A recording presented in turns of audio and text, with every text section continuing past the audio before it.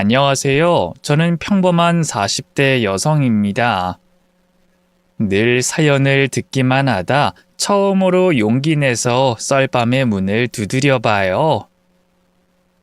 다른 분들 얘기를 듣다 보니 저도 전 남편과 얽힌 악연에 대해 털어놓고 싶어서요. 마지막에 속 시원한 사이다가 준비돼 있으니 꼭 끝까지 들어주세요. 잘 부탁드립니다. 사실 결혼 전까지 저는 나름 순탄한 인생을 살았어요. 대기업 회사원인 아버지와 전업주부인 어머니 슬하 해서 무탈하게 컸고요. 서울에 있는 모 대학을 졸업한 뒤 한 디자인 회사에 입사하게 됐죠. 본래 꿈은 만화가였지만 그때만 해도 지금처럼 만화 시장이 호황일 때가 아니었어요. 웹툰 같은 것도 없었고요. 대여점 때문에 종이책이나 잡지도 줄줄이 폐가 나던 시절이었죠. 그림을 그리면 굶어 죽기 딱 좋다는 소리를 들을 때였네요. 그래서 저도 만화가의 꿈을 일찌감치 접고 회사원이 되는 걸 택한 건데요. 내성적이고 소심한 성격 탓에 적응이 많이 힘들었어요. 하필 제 직속 사수가 또 호랑이로 유명해서요. 툭하면 제게 화를 내고 소리를 지르곤 했죠. 그때마다 화장실에 들어가 홀로 얼마나 울었는지 몰라요. 매일 아침 눈을 뜰 때마다 회사에 가야 한다는 사실에 숨이 턱턱 막히곤 했죠. 그래도 어떻게든 버티고 버텨서 그 회사에서 3년을 일했는데요. 사실 제가 그렇게 오래 다닐 수 있었던 건 같은 팀에 있는 과장님 덕분이었어요. 사실 사수가 무서워서 업무에 대해 궁금한 게 생겨도 차마 물어보질 못했거든요. 근데 그걸 어떻게 아셨는지 제게 메신저로 틈날 때마다 말을 걸어주시더라고요. 뭐 밥은 먹었냐, 일 관련해서 뭐 모르는 거 있으면 물어봐라. 참 다정하게도 챙겨주셨죠. 제가 실수해서 사수한테 혼날 때도 너무 심하다 싶으면 나서서 제동을 걸어주곤 하셨네요. 자연스럽게 저는 과장님에게 점점 더 의지하게 됐고요. 그 감정은 과장님이 미혼이라는 걸 안 뒤로는 연심이 되어 갔어요. 저보다 무려 9살이 연상이었지만 이 사랑엔 국경도 나이도 없다고 하잖아요. 그래도 차마 고백할 용기는 없어서 혼자 속으로 끙끙 앓기만 했는데요. 어느 날 과장님과 단둘이 술을 먹다 그만 실수로 제 마음을 표현하고 말았어요. 차이겠구나 싶어서 전전긍긍했는데 웬걸 과장님이 갑자기 제 코앞으로 다가와 입을 맞추는 게 아니겠어요. 알고 보니 과장님도 오래전부터 저를 좋아하고 있었다고 하더군요. 그날 이후로 과장님과 저는 연인 사이로 발돋움했어요. 과장님은 예전보다 더 다정하고 믿음직스러워졌고요. 연상 특유의 부드러운 카리스마로 저를 잘 이끌어줬죠. 과장님과 함께라면 그 무엇도 두렵지 않았네요. 시간이 흐를수록 저는 점점 더 과장님에게 빠져들었고요. 사귄 지 1년 만에 과장님이 결혼하고 싶다고 프로포즈 했을 때도 바로 승낙했답니다. 제가 뭐 회사에 대단한 애착이 있는 것도 아니었고요. 하루빨리 과장님과 저를 꼭 닮은 아기를 낳아 가정을 꾸리고 싶었거든요. 저희 부모님은 처음엔 과장님을 반대했어요. 나이 차이가 너무 많이 난다는 게 그 이유였죠. 하지만 자식 이기는 부모 없다잖아요. 과장님의 계속된 설득과 제 고집에 결국 백기를 드셨고요. 그렇게 저는 꽃이 흐드러지게 핀 5월의 어느 날 과장님과 식을 올렸답니다. 신혼여행은 행복했어요. 과장님은 다소 무뚝뚝하지만 성실하고 가정적인 남편이었고요. 연년생으로 태어난 저희 아이들도 참 예뻐해줬어요. 시부모님도 멀리 살고 계셔서 딱히 부딪힐 게 없었는데요. 결혼한 지 6년 만에 시아버지가 갑작스럽게 사고로 돌아가시고 혼자 된 시어머니가 저희 집으로 들어오게 되면서 상황이 좀 달라졌어요. 인생의 동반자를 갑작스럽게 잃었기 때문일까요? 아니면 환경이 갑자기 달라졌기 때문일까요? 시어머니는 자주 감정이 오락가락 하셨고요. 조금만 마음에 안 드는 일이 생겨도 버럭 화를 내셨어요. 특히 제 살림 실력을 많이 못마땅히 하셨는데요. 삼시세끼 차려드리는 밥도 맛이 없다며 뒤엎기 일쑤였고요. 집안에 먼지 한 톨만 굴러다녀도 게으르다면서 저를 야단치셨죠. 어멈, 너 처음 시집 왔을 때부터 내가 마음에 걸렸어. 이거 원 새파랗게 어려가지고 뭐 하나 제대로 할 줄 아는 게 있을까 싶었지. 그때 진작에 내가 서울 올라와서 널 끼고 가르쳤어야 하는데 그동안 아주 쉼이 없다고 퍼질 대로 퍼져선 얼마나 엉망으로 집안일을 한 거야? 죄송해요, 어머님. 저도 나름 한다고 했는데 애들도 있고 하다 보니까 영 쉽지가 않네요. 어디 애들 핑계를 대? 다른 여자들은 애 보면서 밖에 나가 일도 하고 살림도 하고 얼마나 부지런한데. 나만 해도 옛날에 승철이 등에 업고 하루 종일 밭 갈고 새참 만들고 그랬어. 그땐 뭐 세탁기니 청소기니 이런 게 있었는 줄 알아?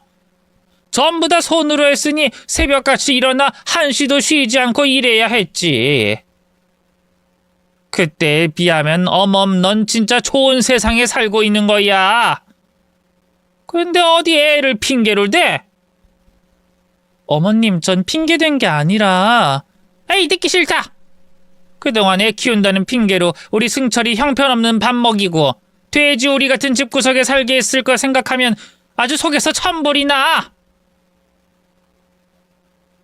시어머니는 지독한 독불 장군이었어요. 제 말은 들어보려 하지도 않았고요. 한번 화가 나면 제가 눈물을 쏙 뺄 때까지 온갖 막말을 쏟아내셨죠. 회사 다닐 적에 저를 괴롭히던 사수는 귀엽게 생각될 정도였어요. 세상 그 어느 곳보다 안락하고 정겹게 느껴졌던 집이 언젠가부터 창살 없는 감옥처럼 느껴지더군요. 견디다 못해 남편에게 하소연도 해봤어요. 하지만 시아버지가 돌아가신 뒤로 완전 효자가 되어버린 남편은 그저 시어머니 편만 들었어요. 어리고 아랫사람인 제가 무조건 참아야 한다는 식이었죠. 사실 당신이 살림을 잘하는 편은 아니잖아. 우리 엄마가 뭐 없는 잘못을 만들어내서 트집 잡는 것도 아니고 당신이 엄마 마음에 들게 노력 좀 해. 자꾸 우는 소리만 하지 말고. 어쩜 그런 점은 회사 다닐 때랑 하나도 안 변했어? 그땐 어렸으니 귀엽다고 넘어갔지만 이제 당신도 애 둘 딸린 아줌마인데 언제까지 애처럼 굴 거야? 무슨 말을 그렇게 서운하게 해? 내가 내 잘못도 모르고 우는 소리만 한다 이거야? 그래, 뭐 내 살림 솜씨가 어머님 성에 안 찰 수 있지. 어머님은 30년 넘게 주부로만 지내셨으니까. 하지만 내가 주부로서 애들 엄마로서 의무를 저버린 것도 아니고 매일 새벽같이 일어나서 당신이랑 어머님 밥 차려주고 청소하고 빨래하고 쉼없이 일하고 있잖아. 그럼 빈말로라도 고생한다 따뜻한 말 한마디 해줄 수 있는 거 아니야? 근데 어머님은 나만 보면 눈에 쌍심지 켜고 화만 내기 바쁘다고. 이젠 어머님 발자국 소리만 들려도 심장이 뛰고 숨이 턱 막혀. 알아? 무슨 오바 좀 하지 마. 우리 엄마가 뭐 괴물이라도 돼? 심장이 뛰고 숨이 막히게? 나한텐 괴물이나 다름없어. 어쩜 당신은 그렇게 어머님하고 똑같아? 내가 얼마나 노력하고 있는지 얼마나 힘들어하는진 보이지도 않지? 나 어머님한테 칭찬 한번 받아보겠답시고 요리책 보고 공부하고 빨래도 다 손으로 애벌 빨래하고 베란다도 매일 청소해. 근데 당신이나 어머님이나 언제 나한테 고생한다고 따뜻한 말 한마디 해준 적 있어? 말하다 보니 서러움이 복받쳐 눈물이 났어요. 그러자 남편이 움찔하면서 저를 달래주더군요. 아이, 뭘 또 울고 그래. 알겠어, 내가 잘못했어. 아이, 당신이 얼마나 고생하는지 내가 왜 모르겠어. 다 알지. 아이, 근데 우리 엄마, 아버지 돌아가시고 얼마나 상심이 크셔.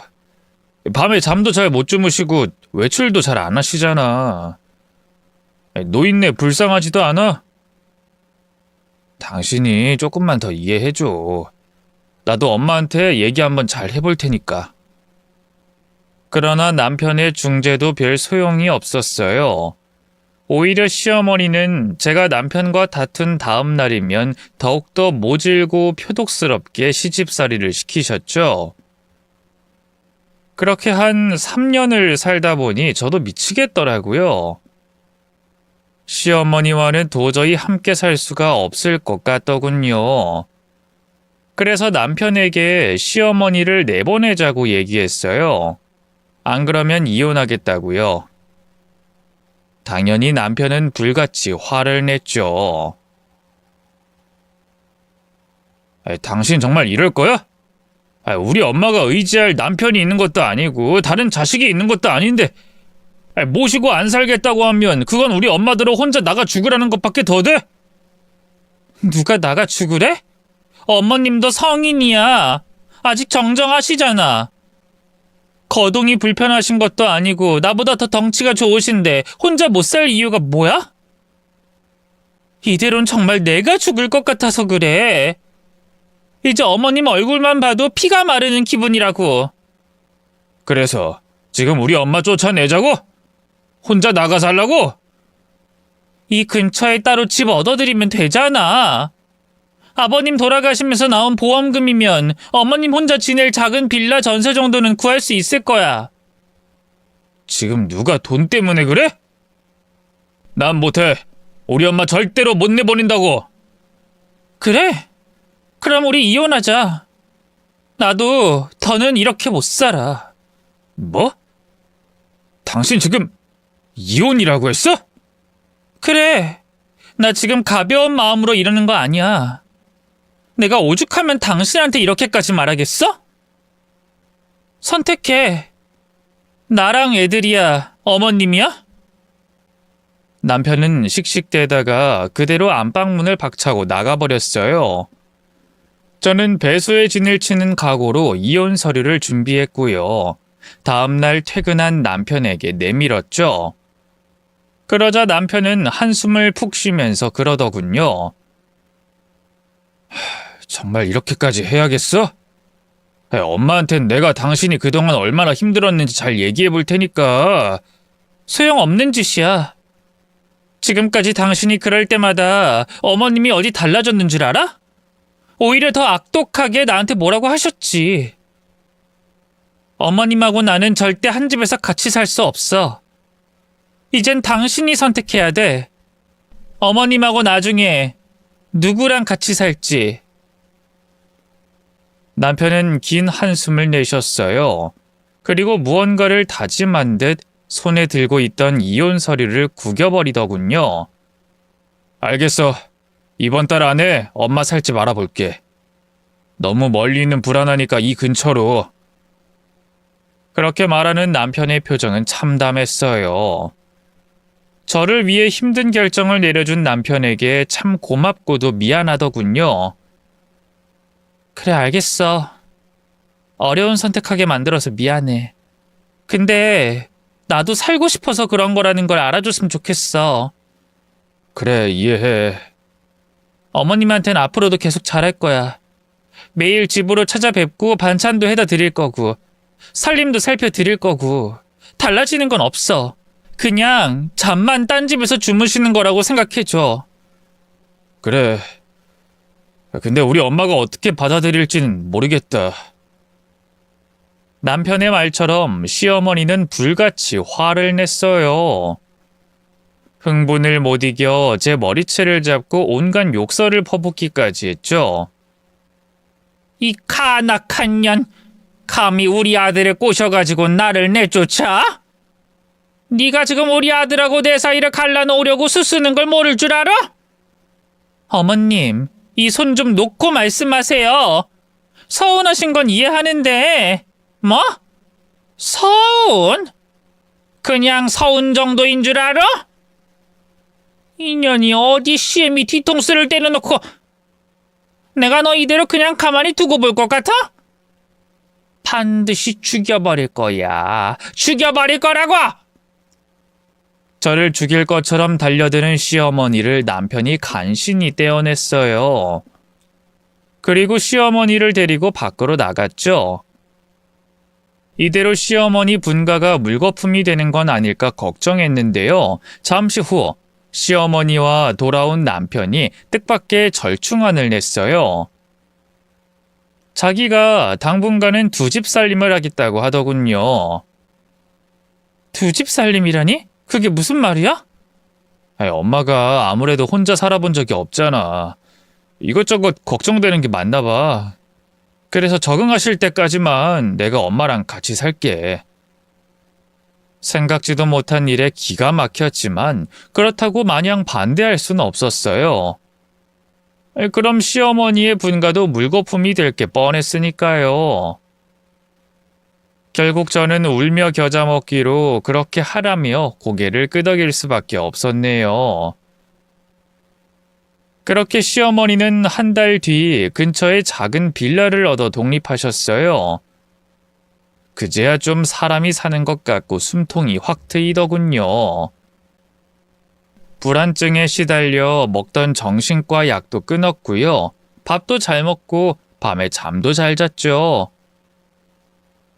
남편은 거의 시어머니 집에서 살다시피 했는데요. 그 부분이 좀 거슬렸지만 이 사람이 모든 걸 얻을 순 없는 법이잖아요. 시어머니가 독립 생활에 적응하시면 남편도 다시 집으로 들어올 테니 시간이 해결해 줄 일이라 믿었네요. 하지만 반년이 넘도록 남편은 계속 시어머니 집에서만 지냈고요. 부부 사이도 점차 소원해졌어요. 시어머니가 남편에게 대체 뭐라고 한 건지 남편은 시간이 흐를수록 점점 더 제게 냉랭하게 대했어요. 마치 못되고 악독한 며느리인 제가 늙고 힘없는 시어머니를 쫓아낸 것처럼 굴더군요. 남편과의 사이를 회복하기 위해 이런저런 노력을 다 해봤지만 별 소용은 없었어요. 이대로 정말 이혼하게 되는 건 아닐까 너무 불안했죠. 그때까지만 해도 저는 아직 남편을 많이 사랑하고 있었으니까요. 그런데 가뜩이나 가정이 위태로운 상황에서 또 다른 불행이 찾아왔어요. 바로 남편의 실직이었죠. 남편은 그때까지도 제가 다니던 그 디자인 회사를 다니고 있었는데요. 직원 중 한 명이 횡령 후 해외로 도망가 버리면서 회사가 그대로 부도가 나버린 거예요. 순식간에 실직자가 된 남편은 황망해할 따름이었죠. 그래도 남편이 그간 쌓아온 경력이 있으니 바로 재취업할 수 있을 거라고 믿었는데요. 웬걸 남편의 나이 때문인지 연봉 때문인지 면접을 봐도 연락이 오는 회사가 없었어요. 몸값을 좀 낮춰봐도 마찬가지였죠. 결국 시리에 빠진 남편은 시어머니 집에 틀어박혀 두문불출했고요. 찾아가서 얘기를 해보려고 해도 방문을 꽉 걸어 잠그고 나오지 않더군요. 나중에 청소할 때 보니 술병만 한가득 나오던데 이 꼴을 보아하니 허구한 날 술만 퍼먹고 컴퓨터 게임만 하고 있는 것 같았어요. 시어머니는 그것조차 전부 제 탓을 했죠. 애초에 우리 승철이 짝으로 널 들이는 게 아니었는데 시애미를 쫓아낼 정도로 악독한 년인데 팔자가 오죽 세겠어? 지 시애미 죽이려던 것도 모자라서 이젠 우리 승철이 앞길까지 막으려는 거지. 아이고, 불쌍한 우리 승철이. 어머님, 그게 무슨 말씀이세요? 제가 그의 앞길을 왜 막아요? 저도 답답해요. 돈 들어갈 곳은 천지고 모아둔 저금은 바닥나고 있는데 당장 애들 다음 달 급식비 낼 돈도 없다고요. 넌 우리 승철이가 돈 벌어오는 기계로만 보이니? 결혼하고 10년 가까이 집에서 놀고 먹었으면 이럴 때 네가 좀 나서도 되잖아. 나 같으면 지혜비 찾아와서 닥달할 시간에 나가서 어떻게든 한 푼이라도 벌어보려고 하겠다. 네가 지금 정말 애들이 걱정돼서 이러는 게 맞는 거야? 당장 네가 집에서 놀고 먹을 수 없게 되니까 화가 나서 그러는 건 아니고. 어머님, 무슨 말씀을 그렇게 하세요? 제가 집에서 놀고 먹다뇨. 애들 키우랴 살림하랴 어머님 뒤치다꺼리하랴 잠도 제대로 못 자가면서 일하는데요. 제 항변에도 시어머니는 코웃음만 쳤어요. 정말 너무 속상하고 화가 나더군요. 하지만 시어머니와 대거리할 시간조차 없었어요. 정말로 목구멍이 포도청인 상황이었으니까요. 친정도 아버지가 퇴직하면서 살림이 그렇게 넉넉한 상황이 아니었거든요. 처음 몇 번은 도움을 주셨지만 나중엔 돈 얘기를 꺼내는 것도 민망하고 죄송하더군요. 결국 저는 남편 이름으로 은행에서 대출을 조금 받았고요. 그걸로 연명하다 이듬해 둘째가 초등학교에 입학하자마자 바로 일자리를 알아보기 시작했어요. 애들 둘이 그래도 학교를 다니기 시작하니까 조금은 여유가 생기더라고요. 다행히 지인의 소개로 집에서 그림 그리는 일을 수주받을 수 있었는데요. 책이나 상품에 들어갈 적당한 그림을 그려주는 일러스트 일이었어요. 벌이가 많진 않았지만 그래도 집에서 틈틈이 시간을 내 작업을 할 수 있다는 게 큰 장점이었죠. 이미 진 빚을 갚는 것까진 무리였지만 그래도 이자를 낼 정도는 됐고요. 5 식구가 배를 곪지 않을 정도로는 먹고 살 수 있었네요. 낮에는 살림하고 애들 챙기랴, 밤에는 일러스트 일하랴, 틈틈이 딴 집 사는 시어머니랑 남편 챙기랴. 정말 몸이 10개라도 모자랐어요. 일하다 코피가 난 적도 여러 번이었죠.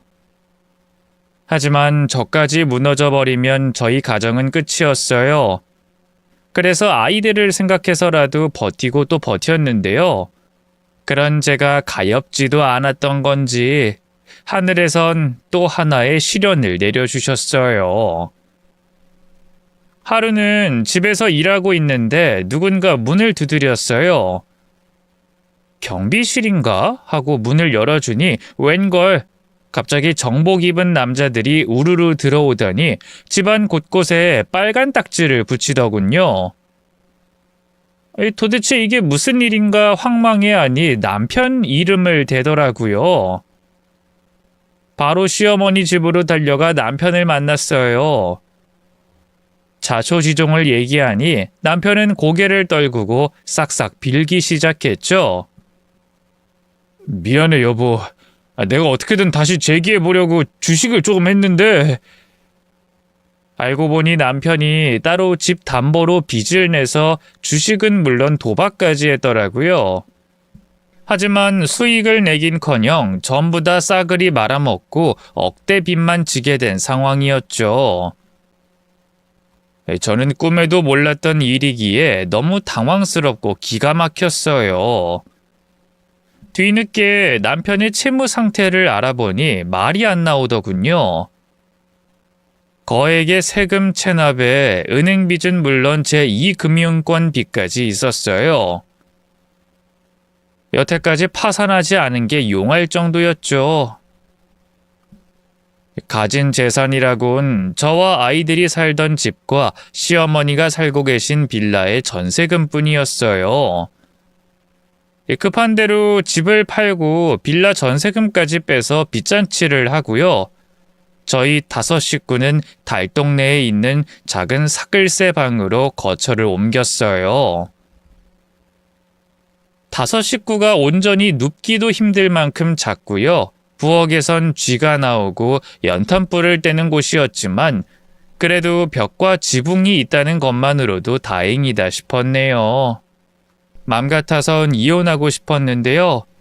남편이 제발 이혼만은 하지 말아달라면서 자기가 어떻게든 빚을 해결하겠다고 싹싹 빌었어요.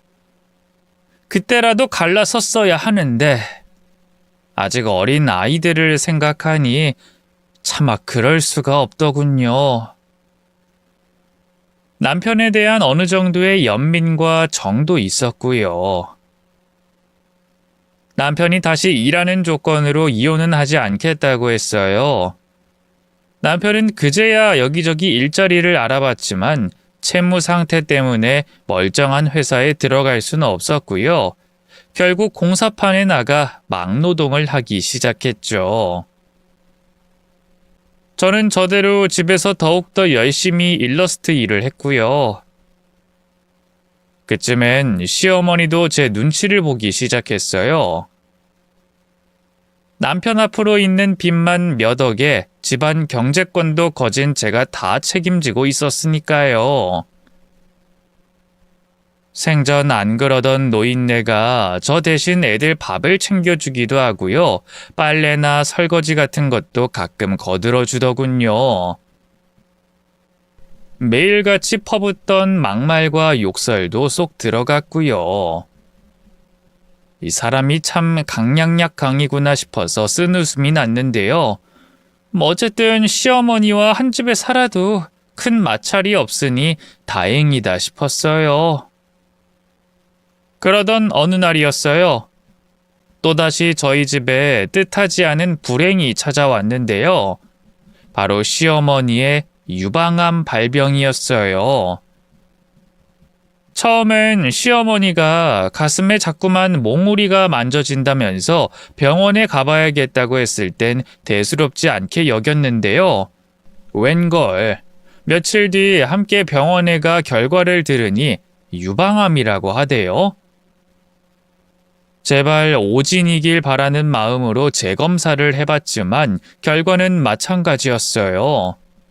심지어 이미 꽤나 진행이 된 상태라서 수술과 항암 치료를 서둘러야 하는 상황이었죠. 당장 필요한 병원비만 몇백이었는데요. 남편과 제 벌이로는 어림도 없었어요. 게다가 시어머니는 보험조차 가입되어 있지 않았기 때문에 그 금액이 더 어마어마했죠. 어떻게 해야 할지 너무 막막하더라고요. 오히려 시어머니가 애써 아무렇지 않은 척 의연하게 행동하셨죠. 괜찮다. 어차피 살 만큼 산 늙은인데 이제 그만 죽을 때가 된 거지 뭐. 시어머니의 말을 가만히 듣고 있던 남편이 버럭 성을 냈어요. 엄마는 무슨 말을 그렇게 해? 엄마가 죽긴 왜 죽어? 수술 받으면 살 수 있다잖아. 근데 왜 재수없게 그따위로 말을 해? 수술은 무슨? 우리 집에 지금 그럴 돈이 어딨다고? 너랑 어멈 고생시키느니 나는 그냥 아무 치료도 안 받고 죽으련다. 너희 아버지한테 갈 거야. 시어머니의 말을 듣고 있자니 눈물이 팽 돌았어요.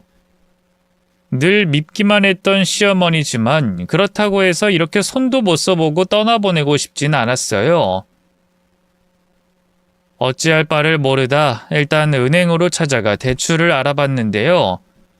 저는 일한 지 얼마 안 된 프리랜서고 남편은 신용도가 바닥이라 대출이 한 푼도 나오질 않더라고요.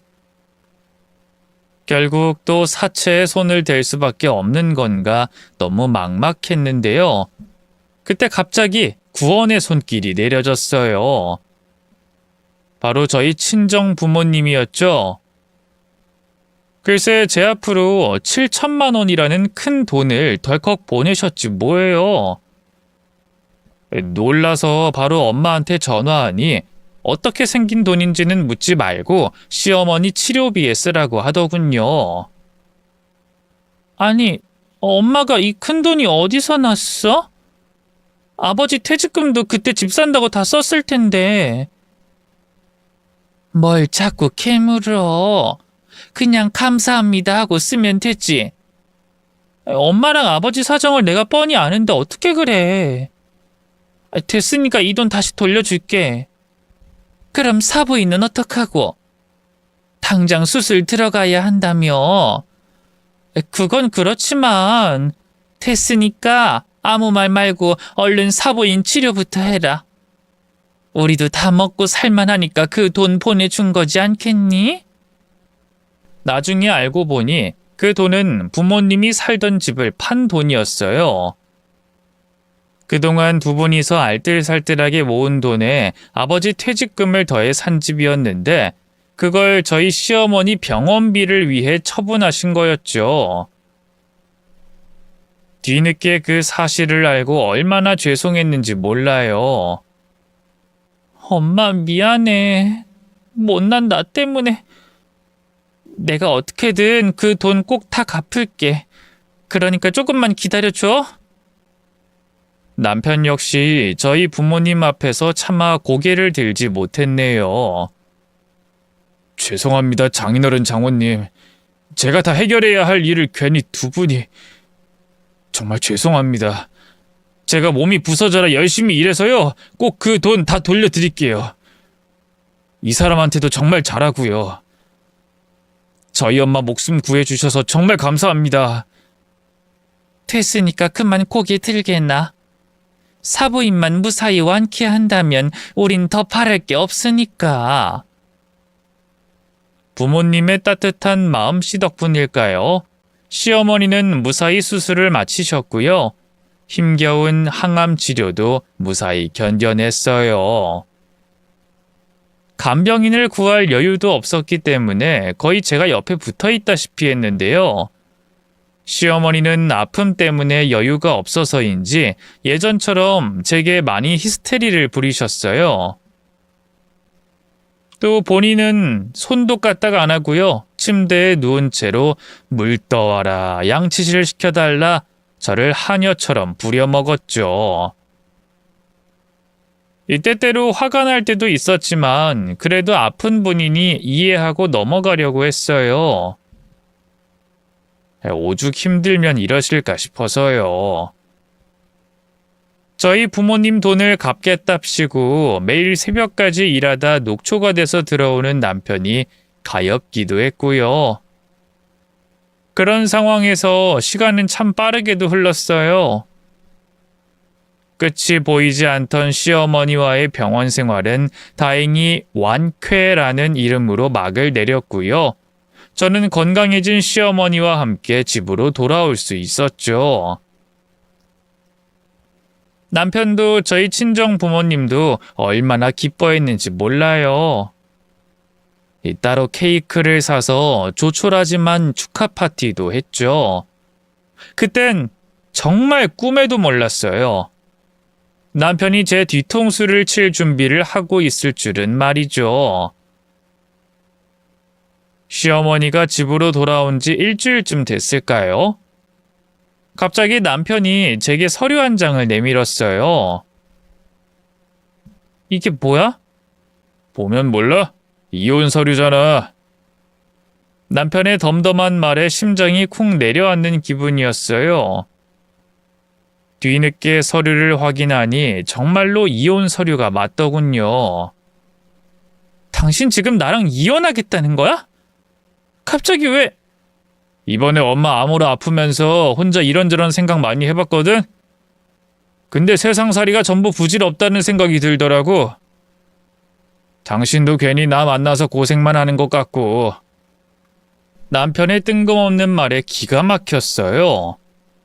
그래서 지금 이혼하자는 거야? 내가 고생하는 것 같으면 당신이 더 잘해야지. 그렇지, 그게 맞지. 근데 나 더는 노력할 자신이 없다, 여보. 이미 너무 지쳤어. 공사팔에서 매일 몸 다쳐가면서 일하는 것도 지겹고. 그냥 나 이제 엄마만 모시고 산속에서 살 거야. 미안하다. 당신도 나 같은 놈이랑 사는 것보단 이혼하는 게 훨씬 나을 거야. 빚도 어차피 다 내 앞으로 된 빚이니까. 나 같은 놈은 있고 애들하고 새 인생 살아. 그 말을 끝으로 남편은 자리에서 일어났어요. 그리고 짐을 챙겨 정말로 시어머니를 데리고 나가버렸죠. 이미 모자끼린 다 얘기가 됐는지 시어머니는 당황해하지도 않더군요. 남편에게 버림받았다는 생각에 정말 속이 문드러지고 서러웠어요. 과거 시어머니가 분가했을 때 남편이 그 집에서 살던 것과는 기분이 또 달랐죠. 그동안 남편 빚 때문에 고생했던 거며 시어머니 병수발 들었던 거 하면 제 잃어버린 시간들이 생각나면서 억장이 무너져 내렸죠. 남편의 마음을 돌리기 위해 정말 많이 노력했는데요. 남편은 너무나 강경했어요. 이혼하는 게 저희 둘 모두를 위해서 좋을 거라고 하더군요. 자기 앞으로 쌓인 빚만 해도 아직 수억 원인데 아이들과 제 미래를 생각하라고요. 결국 저는 남편을 설득하는 데 실패했고요. 이혼 서류에 도장을 찍어줄 수밖에 없었네요. 이혼 후 맘 같아선 정말 콱 죽고 싶었는데요. 아직 생때같이 어린 아이들을 생각하면 차마 그럴 수가 없었어요.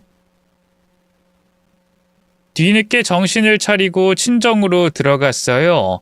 그리고 시어머니 병간호 때문에 잠시 그만뒀던 일러스트 일을 다시 시작했네요. 친정 부모님이 아이들을 돌봐주시고 살림도 도맡아 해주셔서 일할 시간을 충분히 확보할 수 있었는데요.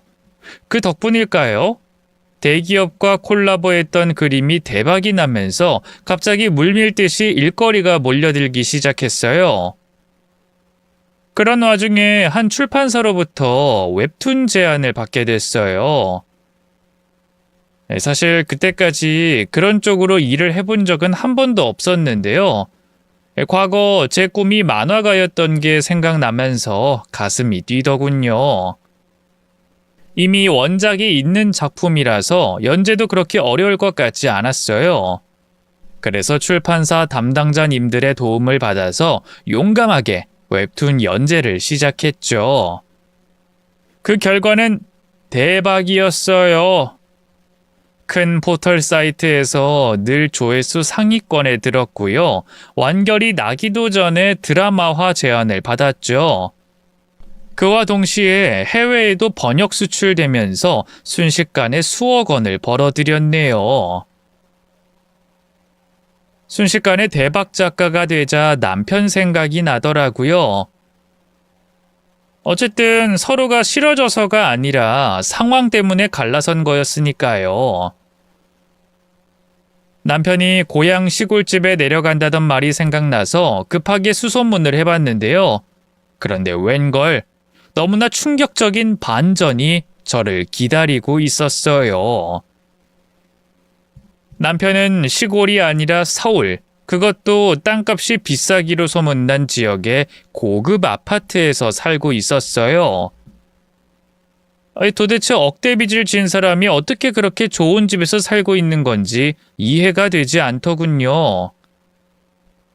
급하게 연락을 시도해봤지만 이미 번호도 바꾼 지 오래더라고요. 뭔가 느낌이 쎄했어요. 마치 남편에게 사기를 당한 것만 같은 기분이었죠. 고민 끝에 지인에게 추천받은 흥신소를 찾아갔어요. 그리고 남편과 시어머니의 뒷조사를 의뢰했죠. 일주일 정도 시간이 걸렸는데요. 조사 결과는 너무나 충격적이었습니다. 남편은 이미 수억 원의 빚도 깨끗하게 청산한 상태였고요. 자기 이름으로 된 작은 사업체까지 운영 중이었어요. 그 집도 남편이 산 집이 맞았죠. 남편의 인생 역전 뒤엔 놀라운 비밀이 숨어 있었는데요.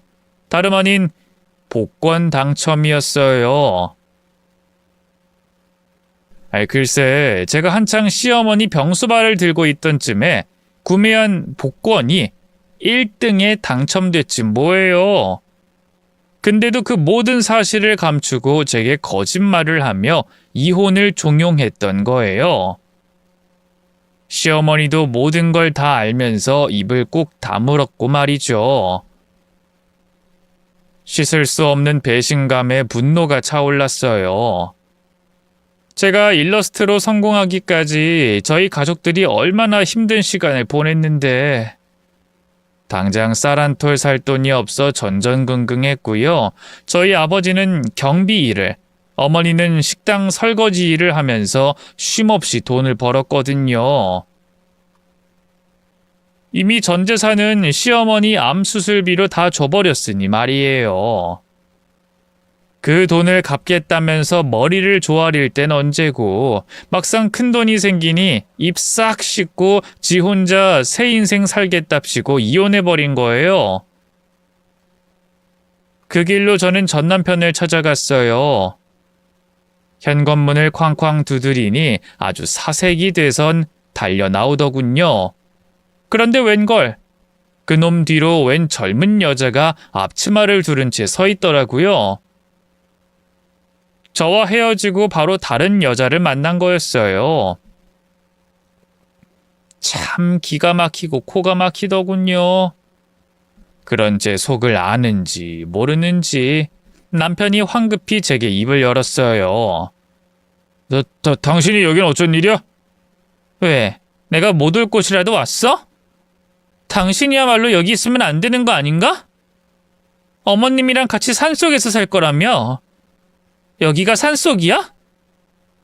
전 남편은 당황한 것도 잠시 이내 뻔뻔한 표정으로 대거리를 하더군요. 그건 이제 당신이랑 상관없는 일이지. 이제 우리 부부도 아니고 남남인데 내가 어디 사는지 일일이 당신한테 보고해야 할 필요는 없잖아. 그렇지. 보고해야 할 필요는 없지. 이혼하자마자 기다렸다는 듯이 고급 주택 들어와서 딴 년 차고 사는 것도 뭐 나한테 알릴 의무 없지. 근데 당신이 이혼 전에 복권 1등 당첨된 거 말이야. 그건 나한테 알렸어야 하지 않아? 제 입에서 복권이라는 말이 나오자 남편의 얼굴이 하얗게 질렸어요. 그게 무슨 말이야? 복권이라니? 잡아댈 생각하지 마. 이미 다 알아보고 왔으니까. 대체 뭘 알아보고 왔다는 거야? 당신 대낮부터 술이라도 먹었어? 흰소리 그만하고 이제 가줘. 그렇게 나온다 이거지? 저는 흥신소에서 받은 사진을 전 남편에게 보여줬어요. 전 남편이 새 회사로 출근하는 모습, 다른 여자와 진하게 스킨십하는 모습, 새 집에서 떵떵거리며 사는 모습 등이 고스란히 찍혀 있었죠. 물론 저와 이혼하기 전에 편의점에서 복권을 구매하는 CCTV 영상 캡처도요. 부정할 수 없는 증거에 전 남편이 사지를 벌벌 떨더군요. 그래서 이게 뭐? 내가 내 돈 주고 복권 당첨된 건데 그걸 당신하고 나눌 의무는 없잖아. 뚫린 입이라도 어디서 그따위 말을 해? 너 실직하고 집에서 팽팽 놀기만 할 때 뒷바라지 했던 게 누군데? 너네 엄마 암 걸렸을 때 집까지 팔아서 치료비 대준 게 누군데? 적어도 우리 부모님한테 진 빚은 다 갚았어야지. 그 돈이 아까워서 설탕 발림을 해선 이혼을 하고 토껴? 네가 그러고도 인간이야? 뭐 산속에 들어가서 엄마랑 둘이 조용히 살 거라고? 남은 건 빚뿐인 인간인데 더는 나랑 애들한테 패 끼치고 싶지 않다고? 네가 어떻게 나한테 이럴 수가 있어? 어떻게 애들한테 그럴 수가 있냐고? 울분을 참지 못한 저는 그대로 남편에게 달려들었어요. 남편의 뺨을 연거푸 때리고 그것도 모자라 마구잡이로 주먹을 날리고 발길질을 했죠. 그러자 가만히 지켜보고 있던 여자가 비명을 질렀어요. 이게 대체 뭐 하는 짓이에요? 당장 나가요. 나가라고요! 여자가 달려들어 저를 떠밀었어요. 갑작스러운 공격에 저는 미처 대응하지 못하고 뒤로 넘어졌고요. 그 틈을 타 맥없이 맞기만 하던 남편이 벌떡 일어났죠. 그리고 뒤늦게 정신을 차린 뒤 저를 현관 밖으로 있는 힘껏 떠밀었네요. 당장 내 집에서 나가, 이 미친 여자야! 감히 여기가 어디라고 기어들어와서 이렇게 행패를 부려? 이혼 서류에 도장 찍었으면 끝이지. 이제 와서 왜 난린데? 당장 꺼져. 꺼지라고! 내가 꺼지길 바라면 우리 부모님 돈 내놔. 너희 엄마 암치료비로 썼던 그 돈 내놓으라고! 그 돈이 어떤 돈인데? 내가 널 그동안 어떻게 먹여 살렸는데? 아이, 그만 좀 해! 내가 언제 다 먹여 살려달라고 했어? 장인어른 장모님한테 우리 엄마 암치료비 달라고 한 적 있냐고? 자기들이 좋아서 해놓고 왜 이제 와서 난리야? 그렇게 나온다 이거지? 두고 봐. 내가 이대로 가만히 있을 줄 알아? 복수할 거야. 네 인생 반드시 진창으로 쳐박고 말 거라고. 그러자 남편이 가소롭다는 듯이 헛웃음을 쳤어요. 이봐요 아줌마, 드라마 너무 많이 본 거 아니야? 네가 무슨 재주로 나한테 복수할 건데. 나 보다시피 복권 당첨금으로 재기 성공했어. 빚도 다 갚았고 회사도 차렸다고.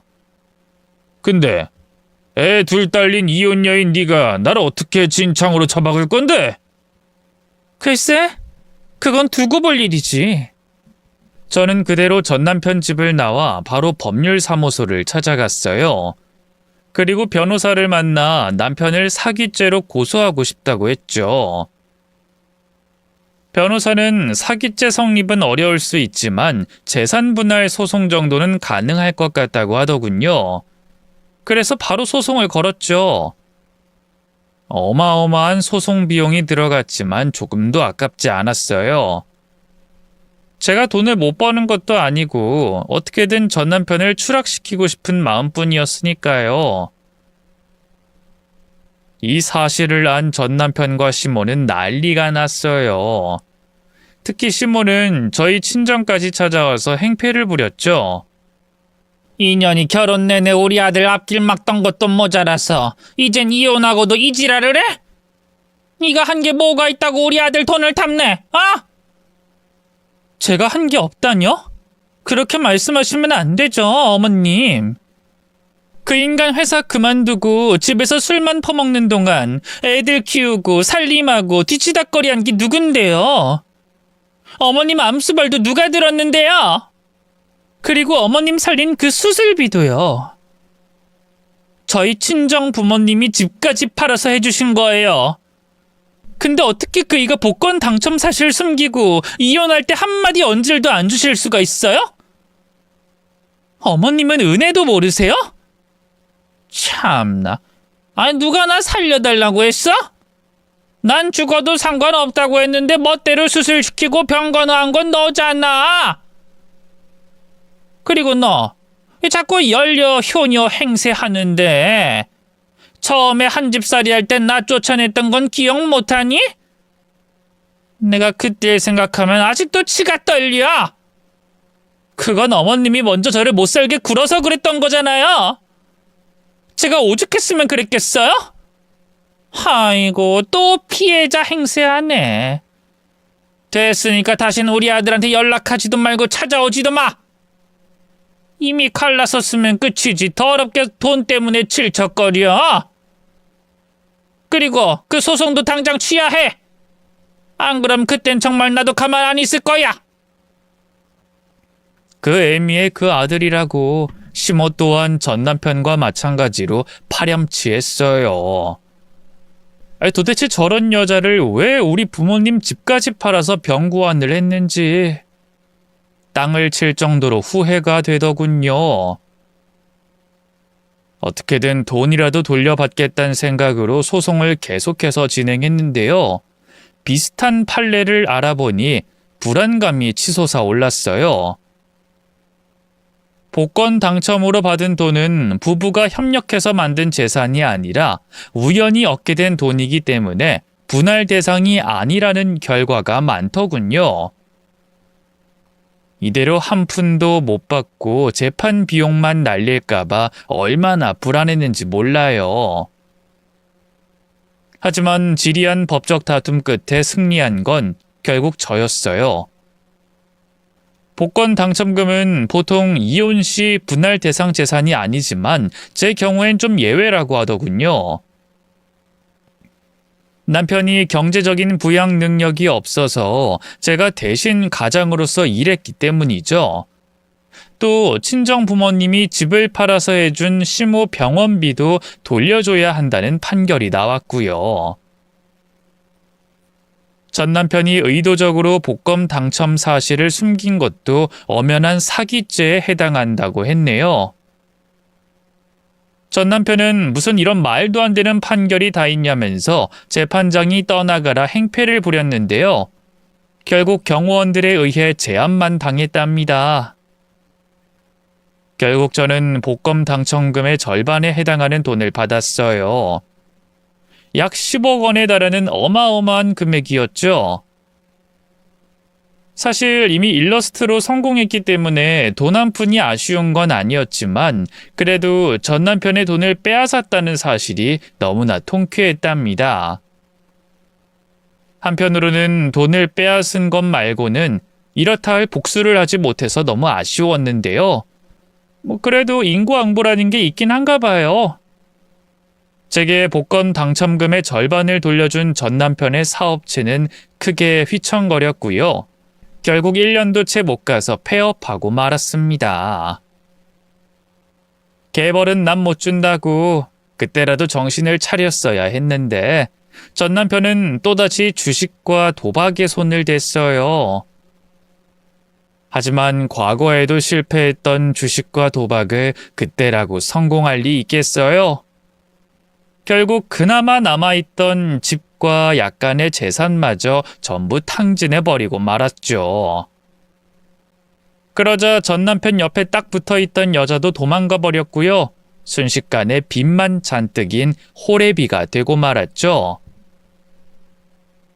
전 남편과 시모는 그제야 제가 아쉬워졌나 봐요. 갑자기 제게 할 말이 있다고 연락하더니만 둘이 나란히 찾아와선 무릎까지 꿇고 싹싹 빌며 재결합하자는 헛소리를 하더군요. 어쩜 인간들이 양심도 없나 싶어서 웃음조차 나오지 않았네요. 내가 미치지 않고서야 당신이랑 왜 다시 합쳐? 돌았어? 얼굴 보는 것조차 역하니까 당장 꺼져! 여보, 왜 그래? 내가 정말 잘못했어. 순간적으로 너무 큰 돈이 생기니까 욕심이 나서 그만. 그래서는 안 됐는데 이 장인어른 장모님한테도 돌려주고 당신한테 그동안 신세 진 것도 갚아야 한다고 생각하니까 너무 아깝고 억울했어. 나도 너무 힘들고 그랬으니까 보상받고 싶은 마음에. 앞으로는 절대 그런 일 없을 거야. 평생 당신한테만 충성하면서 살 거야. 기라면 기고 죽으라면 죽는 신용도 할게. 그러니까 제발 나 좀 다시 받아주라. 애들 생각해서라도, 응? 그러자 옆에 있던 시모도 얼른 거들기 시작했어요. 그래, 어머마. 애들한텐 그래도 아빠가 있어야지 않겠니? 내가 그동안 너한테 좋은 시애미가 아니었다는 건 알고 있다.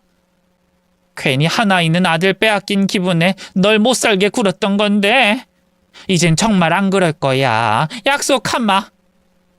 우리 아들한테 네가 얼마나 복덩이인지 이제야 깨달았다. 내가 보기 싫은 거면 따로 나가서 살 거고 명절이고 생일이고 하나도 안 챙겨도 된다. 그저 우리 아들하고 같이 살아만 주렴. 응? 모자의 그 가짜는 수작질을 보고 있자니 정말 속이 울렁거리더라고요. 둘이 정말 진심으로 반성하고 뉘우쳐서 그런 거겠어요? 당장 돈이 아쉬워가지고 제가 일러스트로 성공했다는 걸 알고 또 이용해 먹으려고 그러는 거였죠. 과거 저희 친정 부모님 돈을 빼갈 때처럼 말이에요. 그래서 헛웃음을 치면서 말했네요. 둘이서 내 뒤통수 칠 때부터 예상은 했는데 정말 인간의 탈을 쓰고 어쩜 그렇게 짐승만도 못해? 내가 아직도 당신들 호구 같아? 묵묵하게 살림해주고 돈 벌어다주고 병간호도 해주던 그 상병신 같냐고. 여보, 그러지 마. 애들을 생각하라고. 응? 애들? 그래, 말이 나왔으니 말인데 애들이 상처 입을 거 생각 안 하고 이혼하자고 했던 건 당신이야. 애들을 먼저 버린 건 너라고. 근데 참 웃긴 게 뭔 줄 알아? 난 이혼하고 애들이 아빠 찾으면 어떡하나 걱정 많이 했거든. 근데 애들은 이혼하고 너 찾지도 않아. 오히려 너랑 할머니 없어져서 너무 좋다더라. 엄마 괴롭히던 사람들 없으니까 살 것 같다고. 말도 안 돼. 거짓말하지 마. 내 자식들이 그럴 리가 없잖아. 내 자식들 같은 소리 하고 있네. 너 애초에 너희 엄마 챙긴다는 핑계로 계속 두 집 살림했잖아. 네가 언제 애들한테 따뜻하게 말이라도 한번 걸어줘 봤어? 용돈이라도 줘봤냐고. 애들은 이미 너 없는 사람 취급이야. 그러니까 애먼 수작질하지 말고 당장 꺼져. 여보, 잠깐만 내 얘기 좀 들어줘. 저는 애원하는 남편을 매몰차게 뿌리쳤어요.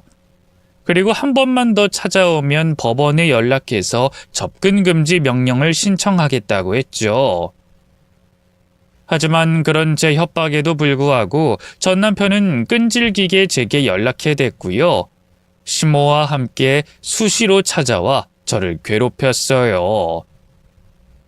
결국 저는 보안이 좋은 고급 주택으로 이사를 갈 수밖에 없었고요. 연락처도 전부 다 바꿔버렸네요.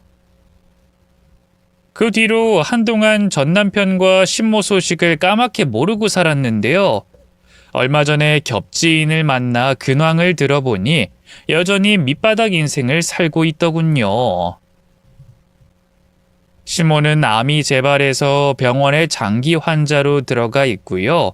전 남편은 그런 시모를 뒤지닥거리하긴커녕 떠돌이 생활을 하고 있다더군요. 그 사이 또 도박에 손을 대는 바람에 사채빚이 어마어마하게 생겨서 업자들 눈을 피해야 해서 말이죠. 한때 가족이었던 만큼 씁쓸한 마음이 드는 것도 사실인데요. 그래도 이제 남보다도 못한 사이가 된 만큼 더는 신경 쓰지 않으려고 합니다. 반면 저는 누구보다 잘 살고 있어요. 여전히 일러스트 업계에서도 잘 나가고 있고요. 좋은 남자를 만나 재혼도 했습니다. 다신 사랑 같은 거 못할 줄 알았는데 세상엔 그래도 전 남편 같은 쓰레기만 있는 건 아니더라고요. 지금 남편은 평범한 회사원인데요. 전 남편과 달리 성실하고 가정적인 사람이에요. 또 저와 마찬가지로 결혼에 한번 실패한 아픔이 있는 사람인데요. 그래서인지 제 마음을 너무 잘 이해해 주고요. 저희 아이들도 마치 자기 친자식처럼 사랑으로 키워주고 있답니다. 늘 제 편인 남편 때문에 이제야 가정이라는 울타리 안에서 안정적인 삶을 꾸리고 있는 것 같아요. 큰애가 이제 고3 올라가서 많이 힘들어하고 있는데요. 얼른 수험 생활이 끝나서 온 가족이 다 같이 여행이나 갔으면 좋겠네요. 제가 나름 우여곡절 많은 인생을 살아본 결과 가족과 건강이 최고더라고요. 썰밤 여러분도 공감하시지 않나요? 이제 애들 학교할 시간이 돼서 슬슬 글을 마쳐야겠어요. 긴 얘기 들어주셔서 고맙습니다. 모두 건강하세요.